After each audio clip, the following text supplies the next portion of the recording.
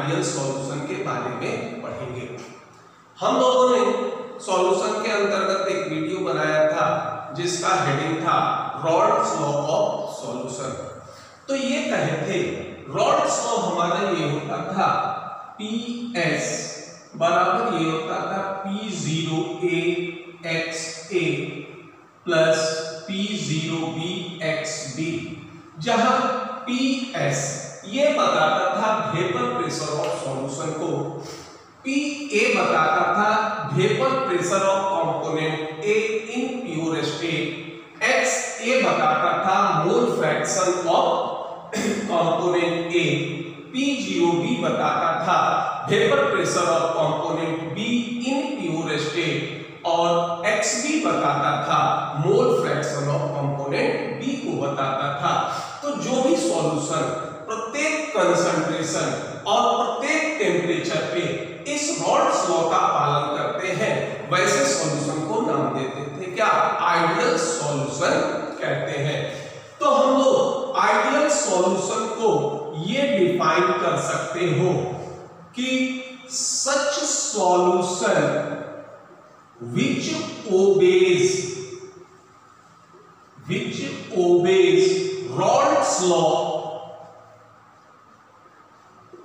Raoult's law of solution at each concentration and temperature। और ऐसे solution को हम नाम देते हैं क्या? आइडियल सॉल्यूशन कहते हैं। अब यह है कि सॉल्यूशन किस परिस्थिति में आइडियल होंगे। हम लोग ये भी जानते हैं कि कोई भी सॉल्यूशन होते हैं इसके तीन कंपोनेंट होते थे। एक को नाम देते थे, याद करो, सॉल्यूट, और ये सॉल्यूट डिसॉल्व होता था किसमें? सॉल्वेंट में, और ये बनाता था क्या? सॉल्यूशन को बनाता था।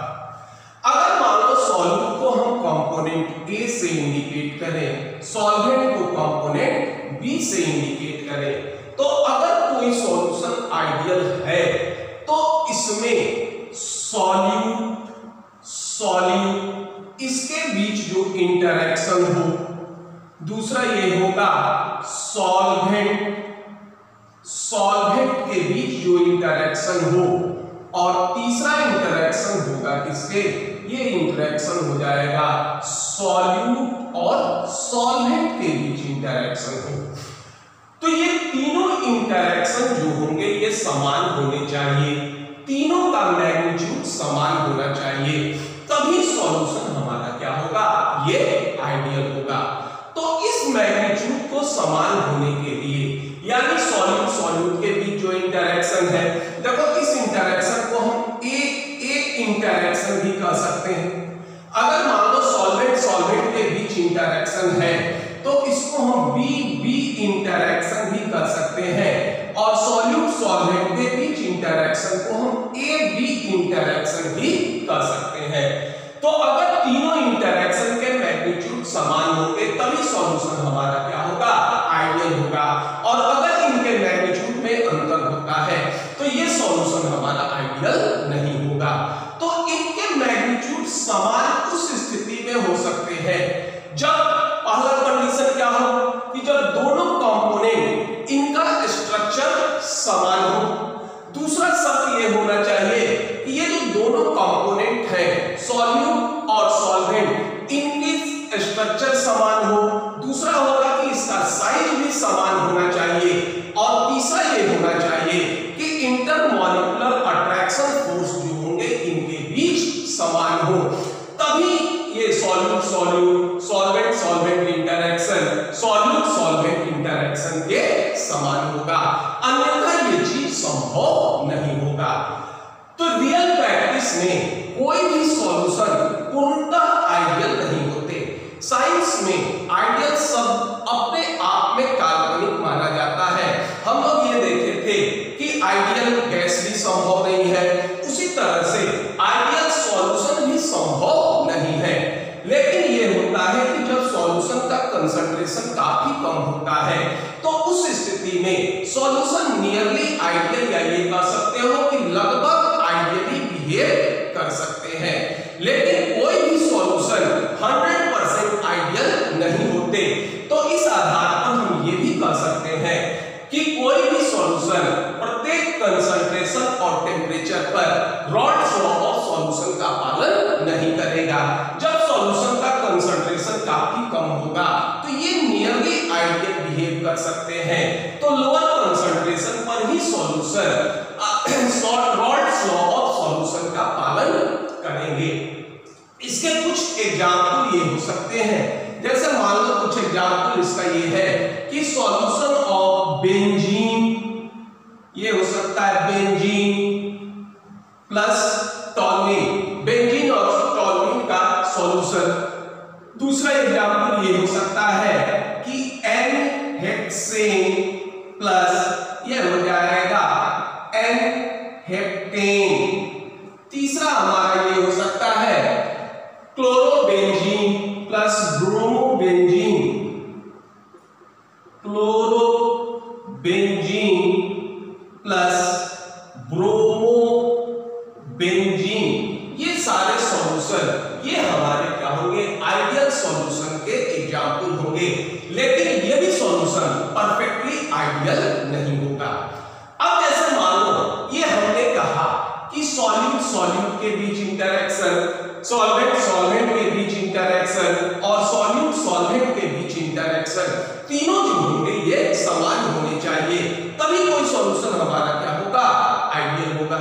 अब मान लीजिए सॉल्यूशन में मिनिमम 2 कंपोनेंट होते हैं।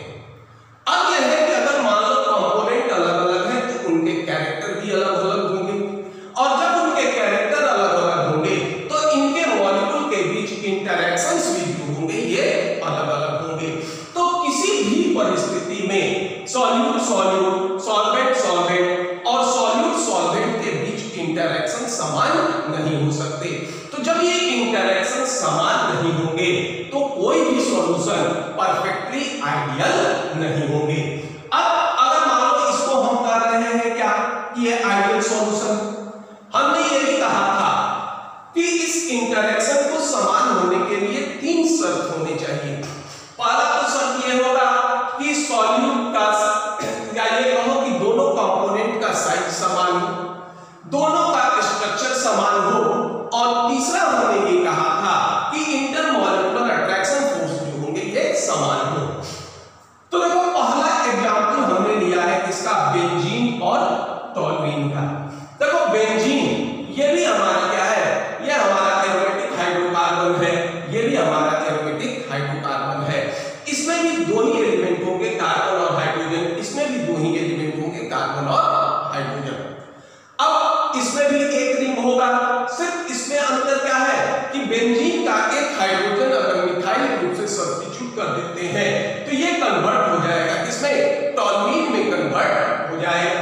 तो दोनों का एक ही ग्रुप के कंपाउंड होने के कारण इनके स्ट्रक्चर लगभग समान होंगे, इनके साइज में थोड़ा अंतर हो सकता है, और चूंकि साइज बराबर होंगे तो इंटरमॉलिक्यूलर अट्रैक्शन का फोर्स इसमें भी अगर कोई परिवर्तन होता है तो वो काफी कम होता है, या ये कहो कि नेग्लिजिबल होता है।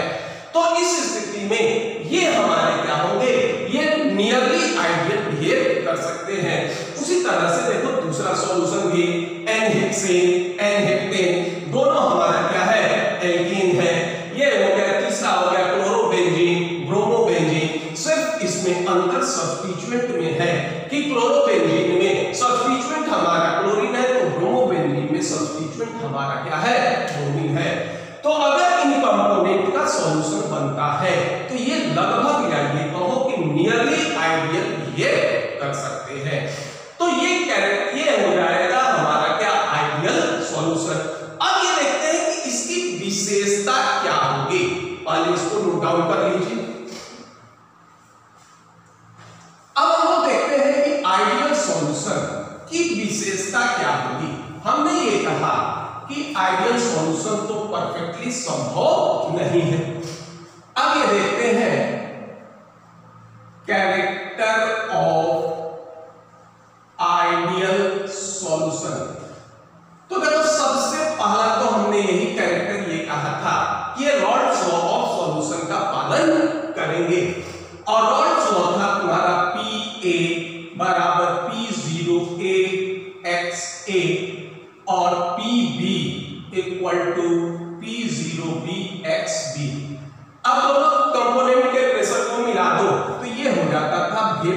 Pressure of solution. ये हो गया वेपर प्रेशर ऑफ सॉल्यूशन।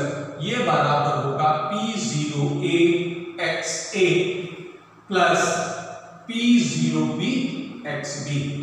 पहला तो कैरेक्टर ये हो गया।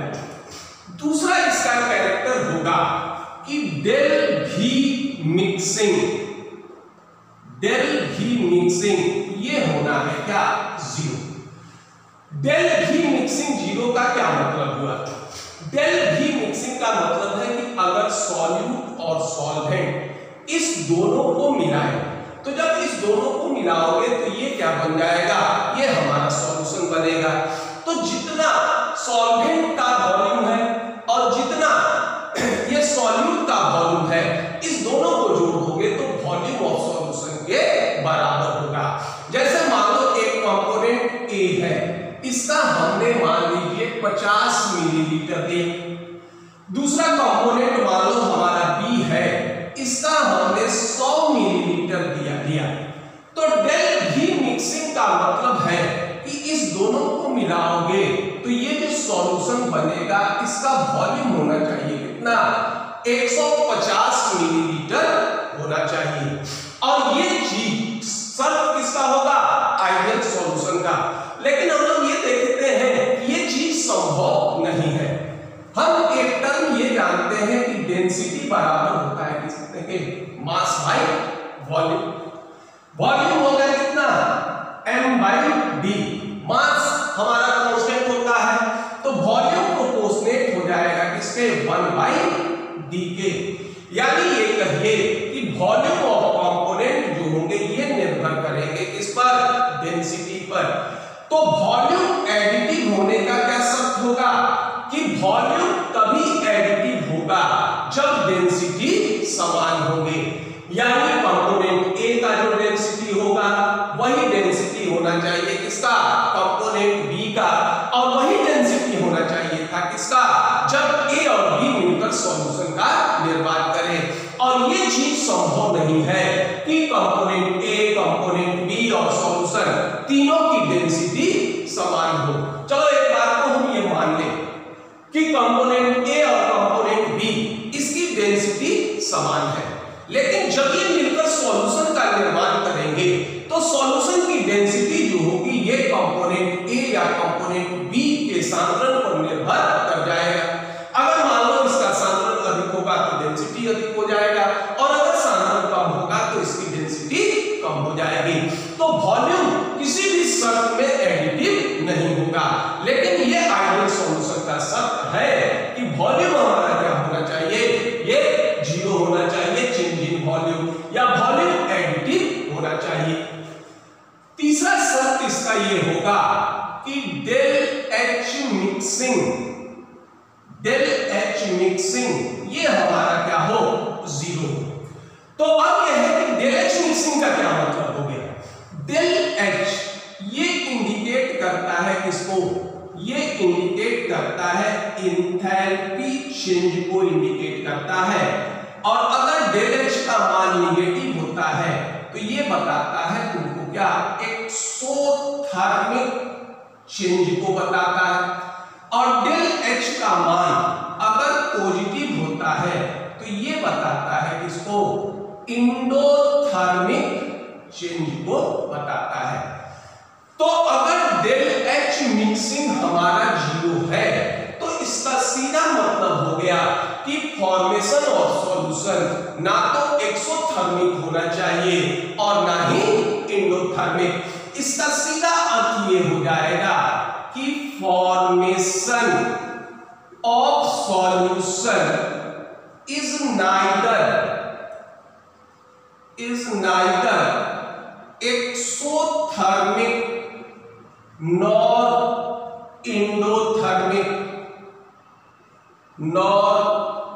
इंडोथर्मिक चेंज कि सॉल्यूशन का निर्माण हो, ना तो एनर्जी रिलीज करे और ना ही एनर्जी का एब्जॉर्प्शन हो। तो उस स्थिति में डेल H मिक्सिंग हमारा क्या होगा, जीरो होगा। और ये कहा जाता है कि जब तक एनर्जी में चेंज नहीं होगा तब तक सॉल्यूशन हमारे क्या होंगे, का निर्माण नहीं होगा। तो ये भी चीज डेल एच मिक्सिंग का मान भी शून्य नहीं हो सकता। अब चौथा कंडीशन ये होता है डेल एक्स मिक्सिंग, इसका मान होना चाहिए पॉजिटिव। तो देखो डेल एक्स ये इंडिकेट करता है किसको, ये इंडिकेट करता है एंट्रोपी चेंज को इंडिकेट करता है।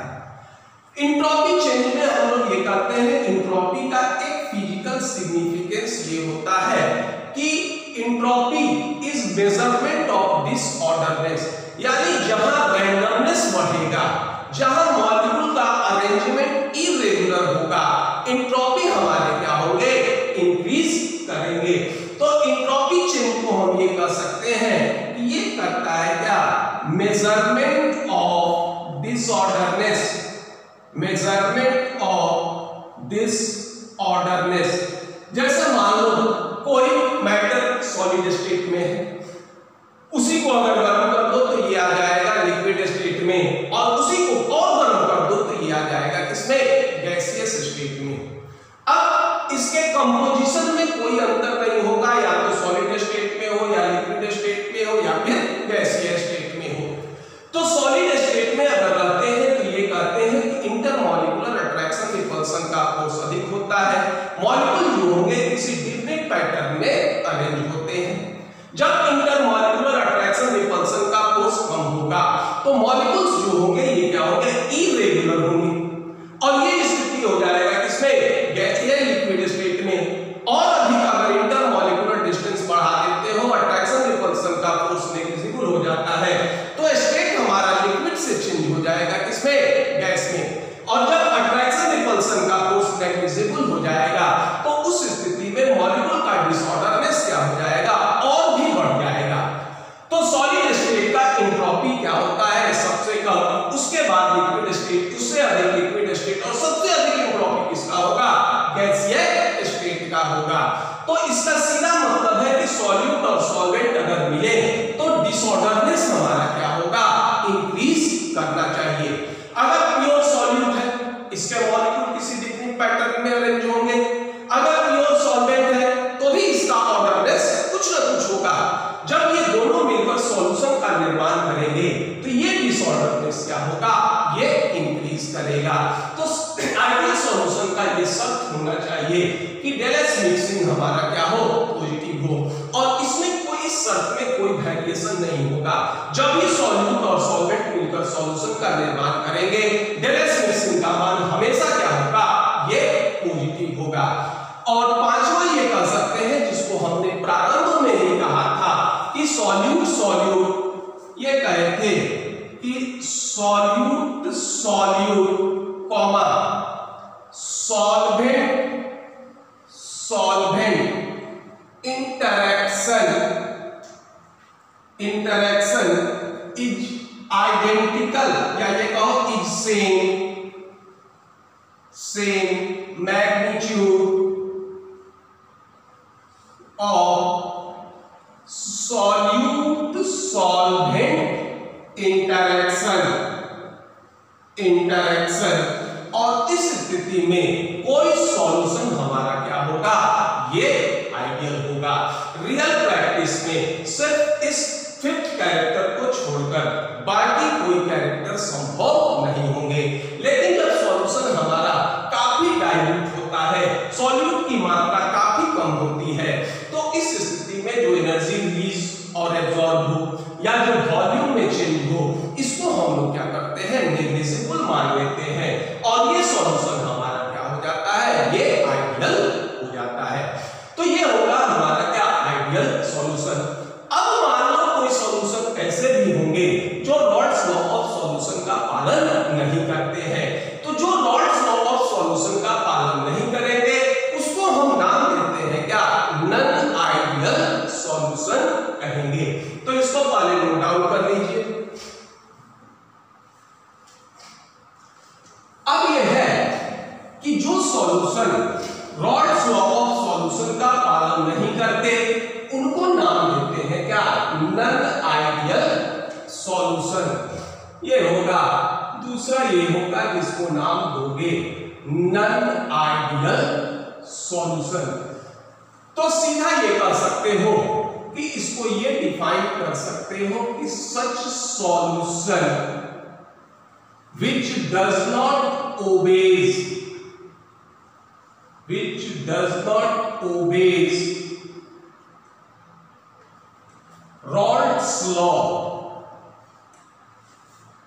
Rod's law of solution is called non-ideal solution।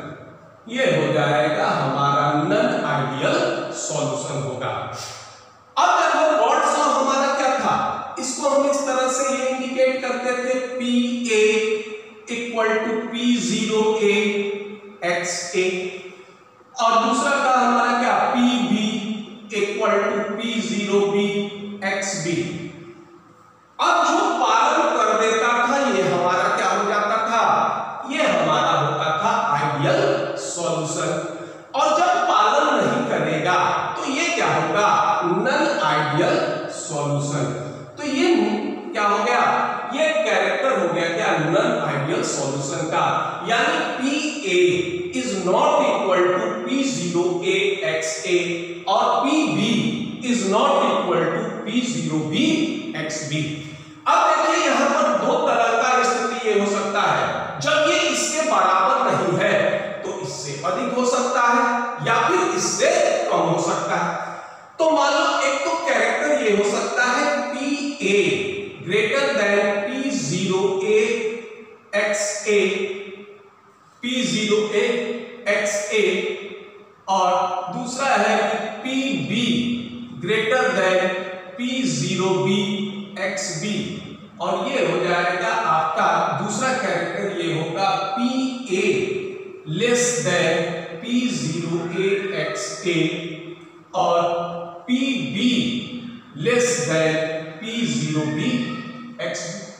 अब अगर बराबर नहीं है, अधिक हो सकता है या कम हो सकता है, ये भी हमारा क्या होगा, नन आइडियल सॉल्यूशन होगा, और ये भी हमारा क्या होगा, ये नन आइडियल सॉल्यूशन होगा। इसमें क्या कर सकते हो, इसमें ये कर सकते हो कि पार्शियल प्रेशर, या ये कहो कि vapour pressure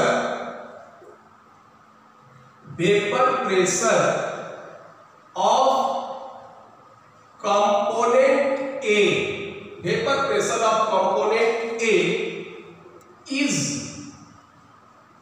found to be more than expected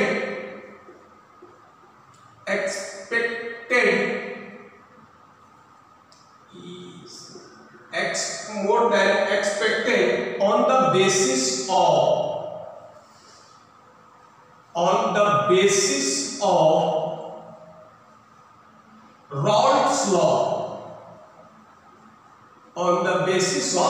Rod's law।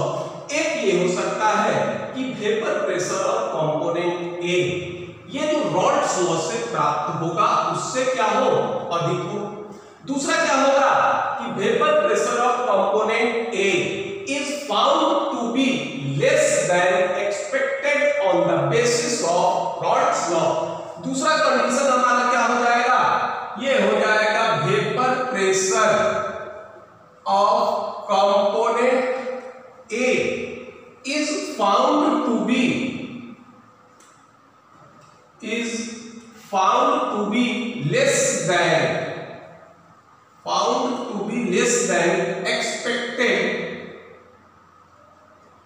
expected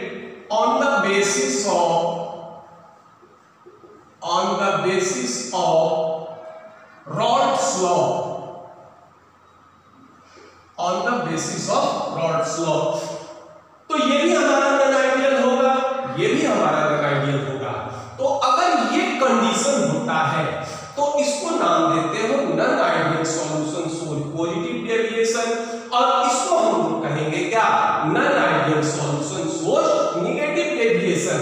इस कंडीशन को नाम देंगे क्या, ये कहलाएगा non ideal solution shows positive deviation, और इसको कहेंगे क्या, ये होगा कि non ideal solution shows negative deviation. और इस तरह से नॉन आइडियल सॉल्यूशन क्या होंगे, ये दो प्रकार के होंगे। एक को नाम दोगे non ideal solution shows positive deviation, कब, जब vapour pressure of component Rawls law of solution के एक्सपेक्टेड वैल्यू से अधिक होगा, तो ये कहेंगे कि ये पॉजिटिव डेविएशन शो करता है। और जब vapour pressure of component Rawls law of solution के द्वारा प्राप्त मान से अगर कम होता है, तो ये कहेंगे क्या कि ये नेगेटिव डेविएशन शो करता है। आखिर इसका कारण क्या होगा कि किस परिस्थिति में ये पॉजिटिव डेविएशन शो करेंगे और किस परिस्थिति में ये नेगेटिव डेविएशन शो करेंगे। अगर मान लो ए बी इंटरैक्शन, अगर मान लीजिए ए बी इंटरैक्शन, यानी ए बी इंटरैक्शन का मतलब हो गया सॉल्यूट सॉल्वेंट इंटरैक्शन, ये हमारा क्या होगा, ये कम होना चाहिए, किससे, ये होना चाहिए ए और बी इंटरैक्शन से, यानी सॉल्यूट और सॉल्वेंट के बीच इंटरैक्शन कम हो, किससे, सॉल्यूट और सॉल्वेंट इंटरैक्शन से, तब ये पॉजिटिव डेविएशन शो करेगा। और दूसरी स्थिति ये होगी कि अगर मान लो ए बी इंटरैक्शन, अगर ए बी इंटरैक्शन का मान ग्रेटर देन हो किससे, ए इंटरैक्शन और बी इंटरैक्शन से, तब ये नेगेटिव डेविएशन शो करेंगे। यानी सॉल्यूट सॉल्वेंट के बीच इंटरैक्शन क्या होना चाहिए, वीकर होना चाहिए, किसकी अपेक्षा, सॉल्यूट और सॉल्वेंट इंटरैक्शन से, तब ये पॉजिटिव डेविएशन शो करेंगे। और अगर मान लो सॉल्यूट सॉल्वेंट के बीच इंटरैक्शन अगर स्ट्रॉन्गर हो, किसके अपेक्षा, सॉल्यूट और सॉल्वेंट के बीच इंटरैक्शन से, तो ये नेगेटिव डेविएशन शो करेंगे। ये कारण होता है पॉजिटिव डेविएशन और नेगेटिव डेविएशन का।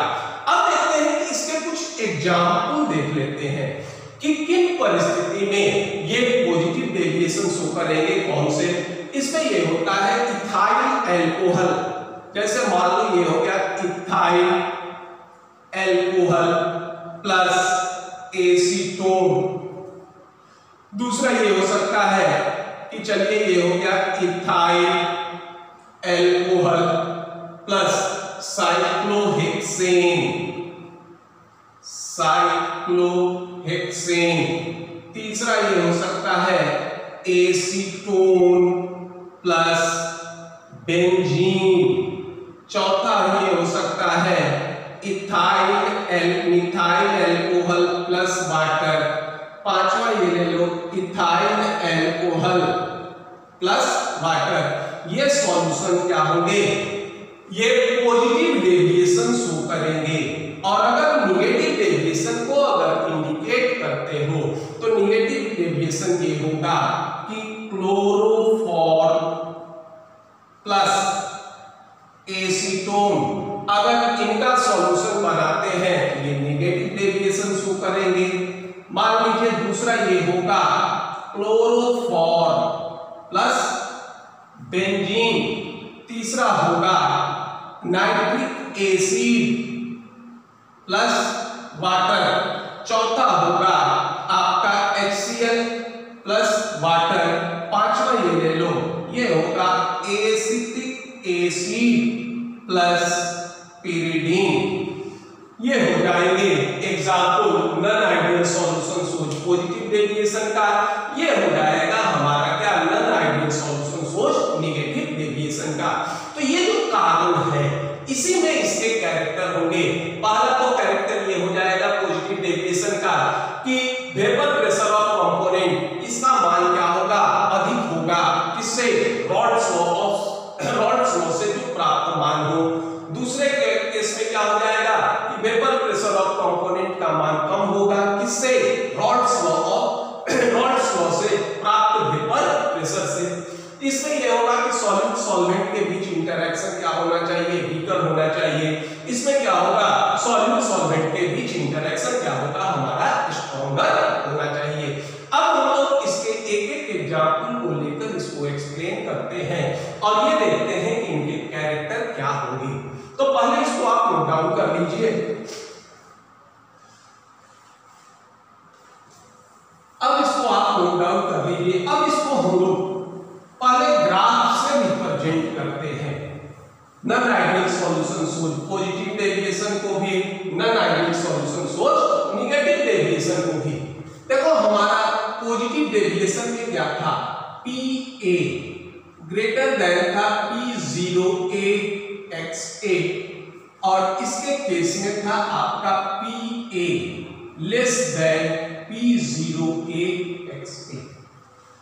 अब हम लोग ये ग्राफ याद करो, ये प्लॉट किए थे इस तरह से, दो एक्सिस लिए थे। ये इंडिकेट करता है मोल फ्रैक्शन ऑफ A, इसका मान 1 और मोल फ्रैक्शन ऑफ B ये हो गया क्या 0। यानी ये हमारा प्योर कंपोनेंट A को इंडिकेट करता है। ये हमारा हो जाएगा XB XA ये हो गया 0, XB ये हो गया 1। ये हमारा लाइन क्या इंडिकेट करता है, ये इंडिकेट करता है प्योर B को इंडिकेट करेगा। और इसके बीच के कोई भी पॉइंट होंगे, ये सारे के सारे पॉइंट इसको इंडिकेट करेंगे। ये सारे के सारे पॉइंट इंडिकेट करेंगे किस चीज को, ये इंडिकेट करेगा सॉल्यूशन को इंडिकेट करेगा। क्योंकि यहाँ पर कंपोनेंट A का भी कुछ न कुछ मोल फ्रैक्शन होगा और B का भी कुछ मोल फ्रैक्शन होगा। मान लो यहाँ पर ये इंडिकेट करता है वेपर प्रेशर को, तो ये हो जाएगा क्या P0A और ये इंडिकेट करेगा किसको, P0B को। अब देखिए अगर ये आइडियल होता तो जैसे जैसे A का मोल फ्रैक्शन कम होगा वैसे वैसे इसका वेपर प्रेशर का मान कम होगा। अगर मान लीजिए ये आइडियल होता तो इस तरह से इसका क्या होता, ये ग्राफ आता है। ये वैल्यू हमारा क्या है, रॉल्स लॉ से प्राप्त है। पॉजिटिव डेविएशन कब शो किया था, जब वैल्यू हमारा रॉल्स लॉ से अधिक हो। तो जो एक्सपेक्टेड वैल्यू या जो वैल्यू हमारा प्राप्त होगा वो ये वैल्यू प्राप्त होगा। ये हमारा क्या इंडिकेट करेगा, ये PA को इंडिकेट करेगा। और इस तरह से ये जो डॉटेड लाइन है यही डेविएशन होता है, ये इंडिकेट करेगा PB को इंडिकेट करेगा। और इस तरह से अगर चलोगे तो ये हो जाएगा PS, ये हो गया PA प्लस PB को इंडिकेट करेगा। ये ग्राफ हो जाएगा किसका, non ideal solution source positive deviation को इंडिकेट करेगा। अब ये हो जाएगा, ये इंडिकेट करेगा किसको, पॉजिटिव डेविएशन को इंडिकेट करेगा।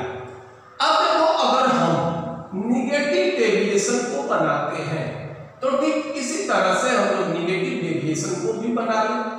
XA mole fraction of A ये हो गया 1, मोल फ्रैक्शन ऑफ B ये हो गया 0, मोल फ्रैक्शन ऑफ A ये हो गया 0, मोल फ्रैक्शन ऑफ B ये हो गया हमारा क्या 1। यहाँ जो वेपर प्रेशर का मान होगा ये इंडिकेट करेगा किसको, P0A को, ये इंडिकेट करेगा आपको क्या P0B को। अब अगर ये आइडियल सॉल्यूशन होता तो ये आइडियल सॉल्यूशन का हमारा क्या होना था, ये ग्राफ होना था। लेकिन हो क्या रहा है कि ये रॉल्स लॉ के मान से जो एक्सपेक्टेड मान था वो हमारा क्या होगा, ये कम होगा। यानी ये जो डॉटेड लाइन है ये हमारा ऑब्जर्व वैल्यू होगा। अब देखिए ये डॉटेड लाइन इस तरह से जो होगा ये चलेगा। ये हो गया आपका PA, ये हो गया PB और ये सॉल्यूशन हो जाएगा आपका किसका PS। ये हो जाएगा क्या, ये हो जाएगा नेगेटिव डेविएशन का मान हो जाएगा। अब यहां पर ये देखो, ये जो पॉइंट आ रहा है इस पॉइंट को हम इंडिकेट कर रहे हैं, इसको, ये हो गया क्या, मैक्सिमम वेपर प्रेशर। और यहां जो पॉइंट आ रहा है ये हमारा क्या हो जाएगा, इसको हम इंडिकेट कर रहे हैं इससे, मिनिमम से। तो ये ग्राफिकल रिप्रेजेंटेशन हो जाएंगे non ideal solution source positive deviation का, ये हो जाएगा हमारा क्या, non ideal solution source negative deviation का। अब देखिए इसका वन बाय वन इसका हम लोग कैरेक्टर भी देखते हैं। इसका चलिए हम एक एग्जांपल ले लेते हैं, इसका एक एग्जांपल जिस पे हम लोग इसको डिस्कस करेंगे वो होता है क्या, इथाइल एल्कोहल प्लस एसीटोन को। और इसका देखो, इसका एक एग्जांपल ले लेते हैं, क्लोरोफॉर्म प्लस एसीटोन को हम इंडिकेट कर रहे हैं। अब देखिए इसी से हम इसको कैरेक्टर इंडिकेट करेंगे। अब देखो इथाइल एल्कोहल, अगर मान लो ये एक कंपोनेंट है तो इथाइल एल्कोहल जो होंगे इसके मॉलिक्यूल एक दूसरे से किस तरह से जुड़ेंगे, ये जुड़ेगा इंटरमॉलिक्यूलर हाइड्रोजन बॉन्ड से जुड़ा रहेगा। एसीटोन में ऑक्सीजन हमारा नेगेटिव होता है, कार्बन हमारा पॉजिटिव हो जाएगा, तो ये जुड़े रहेंगे क्या, डाइपोलर इंटरैक्शन से क्या होंगे, ये जुड़े होंगे। ठीक, ये हो जाएगा हमारा क्या, सॉल्यूट या सॉल्वेंट सॉल्वेंट के बीच इंटरैक्शन, ये हो जाएगा आपका सॉल्यूट सॉल्यूट के बीच इंटरैक्शन। अब जैसे ही इथाइल एल्कोहल में एसीटोन को हम डालते हैं, तो इथाइल एल्कोहल में अगर एसीटोन को डालेंगे तो ये एसीटोन क्या करेगा, इथाइल अल्कोहल के मॉलिक्यूल के बीच जो इंटरमॉलिक्यूलर हाइड्रोजन बॉन्ड है इनको क्या करेगा, इनको कमजोर कर देगा, या ये कहो कि इनको क्या करेगा, इनको तोड़ देगा। और उसके बाद इंटरैक्शन होगा किससे, इथाइल एल्कोहल और एसीटोन के बीच इंटरैक्शन होगा। चूंकि इथाइल एल्कोहल भी हमारा क्या है, पोलर मॉलिक्यूल है, एसीटोन भी हमारे क्या होंगे, ये पोलर मॉलिक्यूल है, तो इनके बीच फिर डाइपोलर इंटरैक्शन होगा। चूंकि इथाइल एल्कोहल में डाइपोलर इंटरैक्शन या पोल की इंटेंसिटी काफी कम होती है, इसलिए डाइपोलर इंटरैक्शन के मान क्या होंगे, ये काफी कम होंगे। तो सॉल्यूट सॉल्वेंट का इंटरैक्शन कम होता है किसके अपेक्षा, सॉल्यूट या सॉल्वेंट इंटरैक्शन के अपेक्षा, और इसलिए इथाइल एल्कोहल और एसीटोन इसके सॉल्यूशन क्या करेंगे, ये पॉजिटिव डेविएशन को शो करेंगे।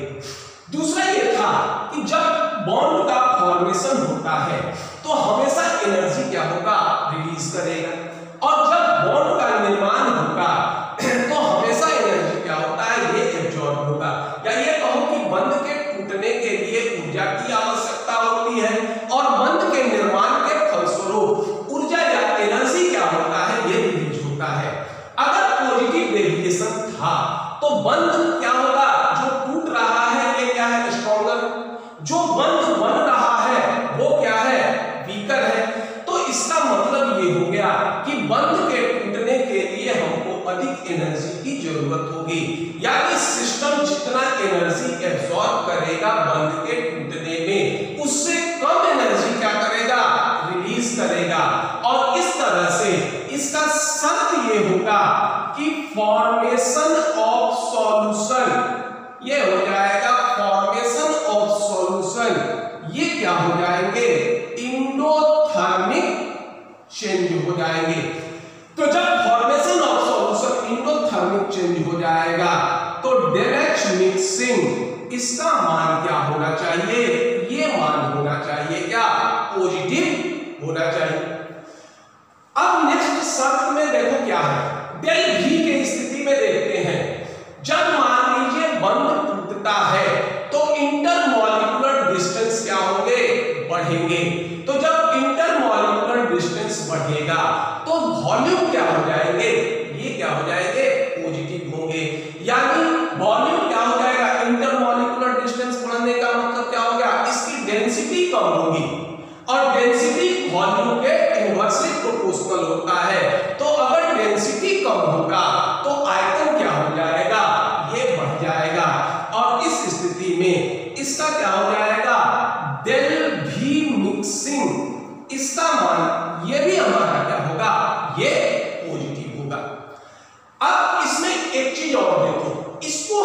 इंडिकेट किया है।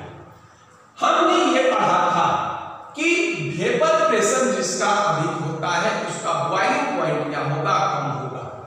देखिए ये हमारा क्या हो गया, vapour pressure of pure component A, ये हो गया हमारा vapour pressure of pure component B, और ये हो गया वेपर प्रेशर ऑफ सॉल्यूशन।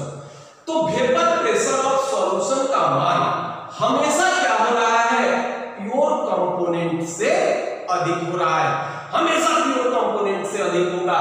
तो वेपर प्रेशर का मान अगर हमेशा प्योर कंपोनेंट से अधिक होगा तो सॉल्यूशन का बॉइलिंग पॉइंट क्या होगा, हमेशा प्योर कंपोनेंट से क्या हो जाएंगे, ये कम होंगे। तो जहां पर सॉल्यूशन का वेपर प्रेशर का मान मैक्सिमम होता है वहां पर सॉल्यूशन के बॉइलिंग पॉइंट क्या होंगे, ये सबसे कम होंगे। सॉल्यूशन का बॉइलिंग पॉइंट क्या होगा, यहाँ सबसे कम होगा। और जब यहाँ सबसे कम होगा तो इसको अगर हम एक्स एक्सिस पर परपेंडिकुलर डालें तो यहाँ पर इसका कुछ न कुछ कंपोजिशन होगा, और ये कंपोजिशन क्या होता है, ये फिक्स होता है। तो जब ये गैसीय फॉर्म में जाएंगे तो इस टेम्परेचर पर ये गैसीय फॉर्म में जाएंगे, और इस गैसीय फॉर्म में जो यहाँ पर जो कंपोजिशन होता है वही कंपोजिशन क्या हो जाएगा, वही कंपोजिशन हमारा क्या होगा, गैसीय फॉर्म में जाएगा।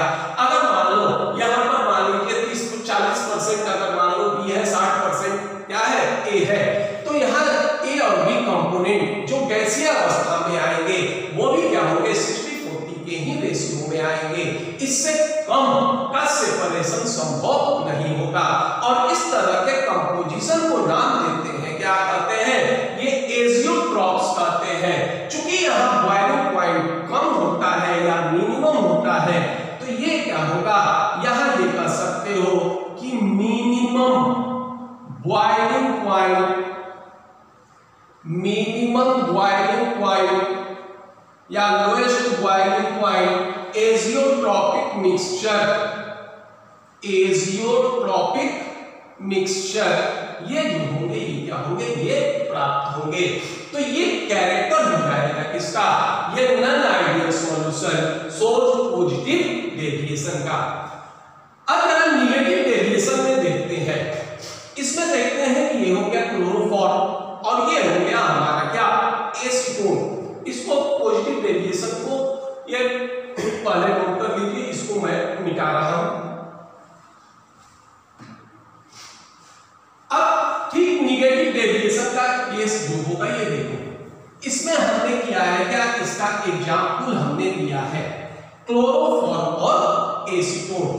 तो ये स्थिति होता है कि मान लीजिए इसको हम इस तरह से लिख दें H3 नहीं, ये होगा Cl3CH, ये हो गया क्लोरोफॉर्म, और ये देखो ये हो गया तुम्हारा क्या, एसीटोन। ये एक कंपोनेंट हो गया और ये दूसरा कंपोनेंट हो गया। अब इसमें भी तो होगा, ये पोलर कंपाउंड है, ये भी हमारा क्या है, पोलर है, तो इनके बीच डाइपोलर डाइपोलर इंटरैक्शंस होंगे।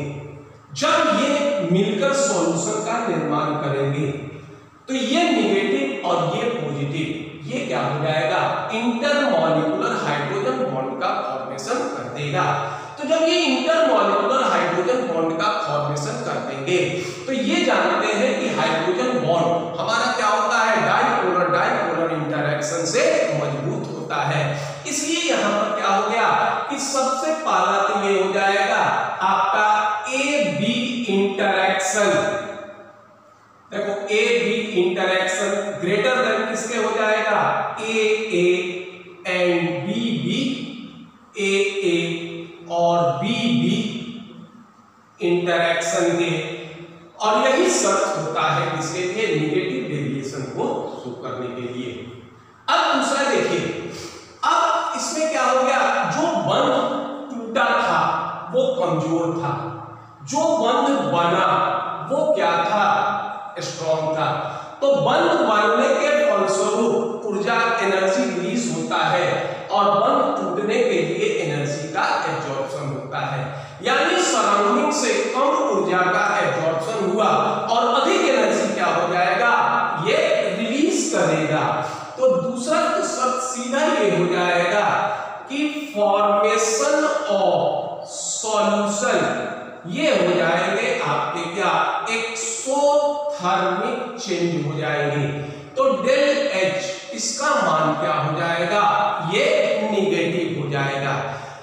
तीसरा शर्त देखो, जब बॉन्ड का फॉर्मेशन होता है तो इंटरमॉलिक्यूलर डिस्टेंस क्या होंगे, कम होंगे, और इंटरमॉलिक्यूलर डिस्टेंस कम होने से सॉल्यूशन की डेंसिटी क्या होगी, बढ़ेगी। तो डेंसिटी अगर बढ़ेगा तो वॉल्यूम क्या हो जाएगा, ये कम हो जाएगा। तो डेल भी मिक्सिंग इसका भी मान क्या होना चाहिए, इसका भी मान नेगेटिव होना चाहिए। अब देखिए, अब एजियोट्रॉप के तरफ जाते हैं। अब देखो, ये हो गया हमारा क्या, प्योर कंपोनेंट का वेपर प्रेशर, और ये हो गया सॉल्यूशन का vapour pressure.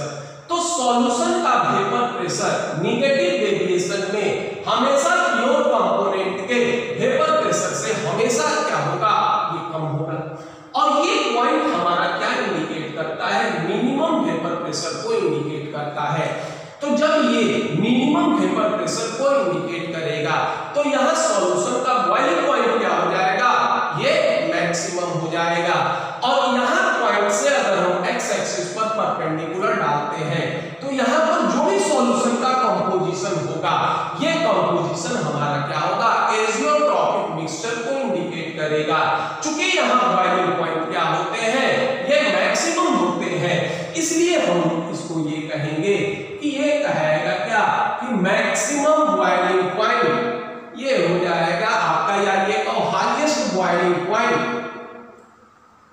Highest boiling point azeotropic mixture, azeotropic mixture ये हो जाएंगे क्या, highest boiling point azeotropic mixture होंगे। ये कैरेक्टर होते हैं इसके नेगेटिव डेविएशन के। तो सिंपल पकड़ने का तरीका देखो ये होगा कि यदि फॉर्मेशन ऑफ सॉल्यूशन हमारा एंडोथर्मिक चेंज होगा तो ये पॉजिटिव डेविएशन शो करेंगे, और अगर फॉर्मेशन ऑफ सॉल्यूशन हमारा एक्सोथर्मिक चेंज होगा तो ये नेगेटिव डेविएशन शो करेंगे। दूसरा, अगर मान लो इस वॉल्यूम डेल भी मिक्सिंग का मान पॉजिटिव होना या डेल भी मिक्सिंग का मान नेगेटिव होना का क्या मतलब है, अगर मान लीजिए सपोज करो कोई कंपोनेंट ए है, इसका हमने मान लीजिए 50 मिलीलीटर ली, मान लो दूसरा कंपोनेंट बी है, इसका हमने मान लो 100 मिलीलीटर दिया। अब हमने सॉल्यूशन बनाया, ये सॉल्यूशन बन गया AB, ठीक। अगर मान लो इसका वॉल्यूम अगर मान लो 150 मिलीलीटर हो गया, दूसरी स्थिति में है कि AB क्या हो जाएगा, ये मान लीजिए ये हो गया लेस देन 150, और अगर मान लो AB सॉल्यूशन ये हो गया, मान लीजिए ये हो गया आपका मोर देन 150 मिलीलीटर, ठीक है। तो अगर मान लो 150 मिलीलीटर हो गया तो ये हो गया क्या आपका आइडियल सॉल्यूशन। ये भी हमारा नॉन आइडियल होगा, ये भी हमारा क्या होगा, नॉन आइडियल होगा। तो अगर डेल भी मिक्सिंग का मान नेगेटिव हो गया तो ये हो जाएगा क्या, नेगेटिव का मतलब क्या हो गया, घट जाएगा। तो अगर घट जाएगा तो ये हो जाएगा क्या, नेगेटिव डेविएशन को शो करेगा, ये नेगेटिव डेविएशन को शो करेगा, और ये क्या करेगा, ये हो जाएगा पॉजिटिव डेविएशन को शो करेगा। यानी अगर सॉल्यूशन का वॉल्यूम 150 से अधिक हो गया तो पॉजिटिव, अगर मान लो 150 से कम हो गया तो नेगेटिव डेविएशन शो करेगा। ये दोनों कंडीशन नॉन आइडियल के होंगे, और अगर 150 हो गया तो ये हो जाएगा क्या, आइडियल सॉल्यूशन को इंडिकेट करेगा। इसके अलावा और भी बहुत सारे इससे रिलेशन हो सकते हैं, जैसे मान लो यहाँ पर हम ये कह रहे हैं कि इस स्थिति में अगर नेगेटिव डेविएशन शो करेगा तो vapour pressure of pure component का मान हमेशा क्या होगा, वेपर प्रेशर ऑफ सॉल्यूशन से अधिक होगा। अगर बॉइलिंग पॉइंट के कंडीशन में ले चलते हो तो बॉइलिंग पॉइंट क्या होता है, boiling point of pure component क्या होंगे, हमेशा क्या होंगे, कम होंगे, किससे, बॉइलिंग पॉइंट ऑफ सॉल्यूशन से। और ठीक इसका उल्टा कैरेक्टर किससे हो जाएगा, ये पॉजिटिव डेविएशन के साथ हो जाएगा। तो इतना इंफॉर्मेशन हम लोग आइडियल और नॉन आइडियल कैरेक्टर से हम लोग इंडिकेट कर सकते हैं। तो ये आपका आइडियल सॉल्यूशन और नॉन आइडियल सॉल्यूशन हुआ। अगर आपको ये वीडियो पसंद आए तो आप लाइक कीजिए, सब्सक्राइब कीजिए। धन्यवाद।